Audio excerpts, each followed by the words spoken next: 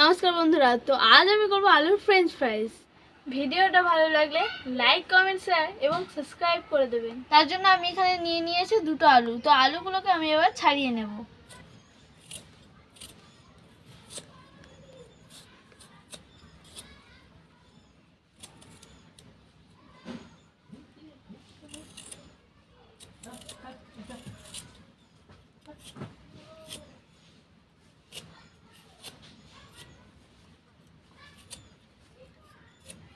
আলুটাকে আমি এখানে ভালোভাবে ছাড়িয়ে নিচ্ছি। দেখো আমার ছাড়ানো হয়ে গেছে। আমি এখানে দুটো আলু ছাড়িয়ে নিচ্ছি। আলুটাকে ভালোভাবে ছাড়িয়ে নিতে হবে। আমার এখানে দুটো আলু ছাড়ানো হয়ে গেছে, তো আমি এটাকে ফ্রেঞ্চ ফ্রাইজের আকারে কেটে নেব। আমি এটাকে এরকমভাবে কেটে নিচ্ছি। একটু মোটা মোটা করে কাটতে হবে।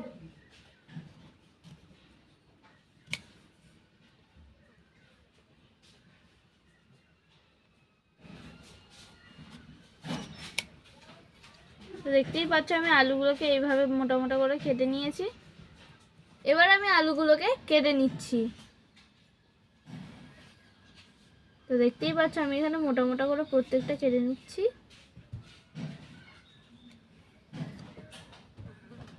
এই ধারের গুলো আমরা নেব না। এইভাবে আমি এবার সবগুলো কেটে নিচ্ছি।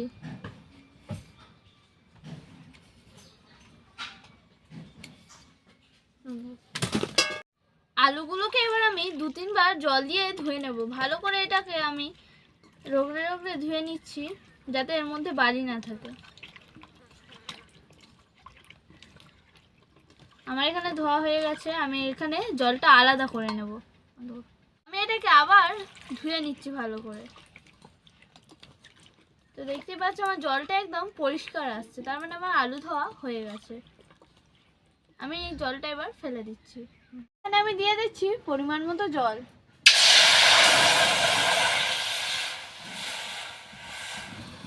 এখানে আমি আলুগুলো দিয়ে দিলাম। আলুগুলোকে আমি আধা সিদ্ধ করে নেব। খুব বেশি সিদ্ধ করলে হবে না।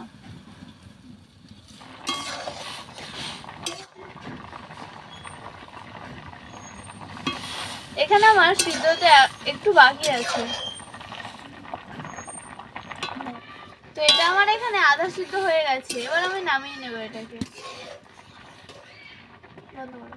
আমি এখানে একটা প্লেটে সুতির কাপড় দিয়ে দিয়েছি। আমি এখানে আলুগুলো থালার উপরে তুলে নিচ্ছি।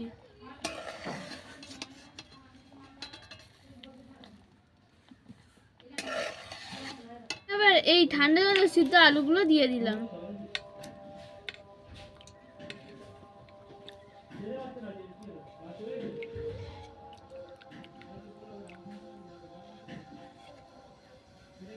এবার আমি আলুগুলোকে শুকনো থালায় তুলে নিচ্ছি।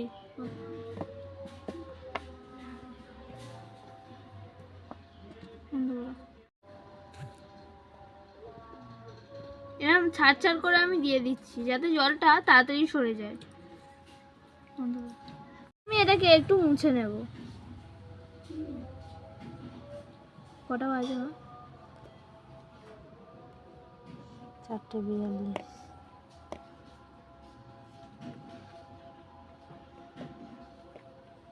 এবার আমার এটা পুরো শুকনো হয়ে গেছে। তো আমি এবার এতে 1 চামচ কর্নফ্লাওয়ার দিয়ে দেবো। কর্নফ্লাওয়ার দিয়ে দিলাম। আমি এটাকে ভালো করে নেড়েচেড়ে মিশিয়ে নেব।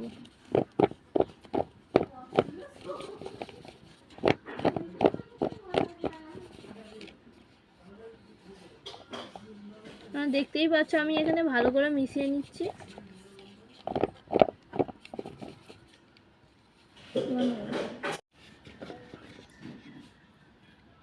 আমার এটা এখানে পুরো মাখানো কমপ্লিট হয়ে গেছে। তো আমি এবার এটাকে গরম তেলে ছেড়ে দেবো।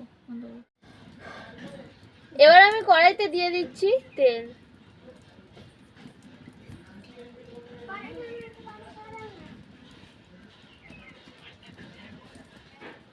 তেলটা কখন গরম হবে? আমার এখানে তেলটা গরম হয়ে গেছে। তো আমি এখানে আলুগুলো এবার দিয়ে দেব।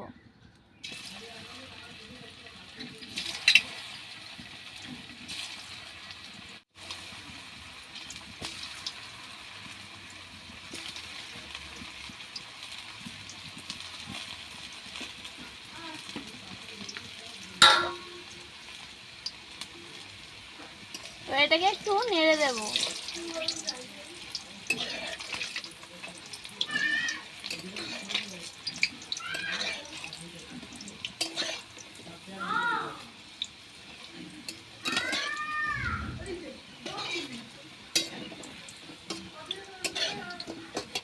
আমি এটাকে এখানে হালকা হাতে ভেজে নিচ্ছি, নাহলে চুলে যাবে।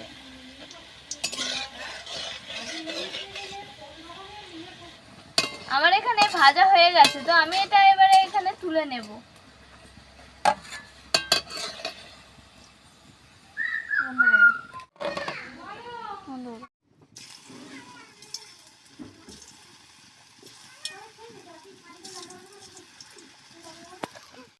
তো আমি এটাকে আরেকবার দিয়ে দিয়েছি, এটাকেও আমি ভালো করে ভেজে নেব। তো এবার আমার এটাকেও ভাজা হয়ে গেছে, আমি এটাকে তুলে নেব।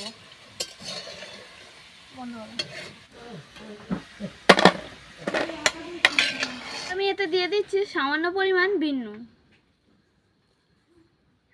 মানে লঙ্কা গুঁড়ো। লঙ্কা গুঁড়ো নয় তো, দেখতেই পাচ্ছ কতটা সুন্দর হয়েছে, আওয়াজটা কতটা হচ্ছে।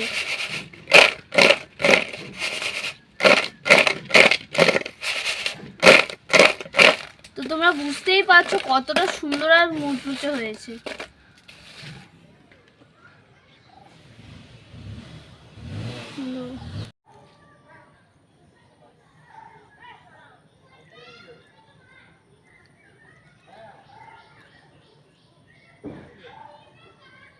সত্যি বলছি গাইস, খেতে খুব সুন্দর। তোমরা একবার ট্রাই করে দেখো, আর ভালো লাগলে লাইক কমেন্ট শেয়ার এবং সাবস্ক্রাইব করতে ভুলবেন না।